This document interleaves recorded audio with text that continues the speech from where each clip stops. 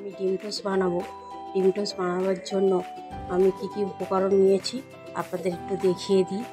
একটা ডিম টোস্ট বানাবার জন্য আমি এখানে একটা কোয়ার্টার রুটি নিয়েছি, একটা ডিম নিয়েছি, অল্প পেঁয়াজ কুচি নিয়েছি, অল্প কাঁচা লঙ্কা কুচি নিয়েছি, সামান্য বিট লবণ, সামান্য গোলমরিচের গুঁড়ো, এখানে সামান্য সরিষার তেল।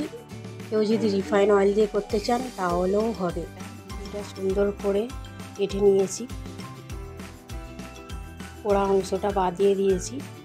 পোড়া অংশটা খেতে ভালো লাগে না, শক্ত হয়ে যায়। আর ডিমের মধ্যে সব উপকরণগুলো দিয়ে ভালো করে এবার রুটিটা একটু সেঁকে নিতে হবে।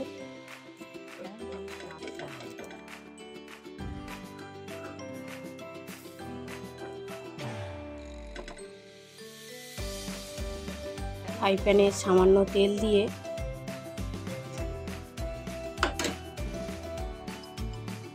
ডিমটা দিয়ে দিলাম।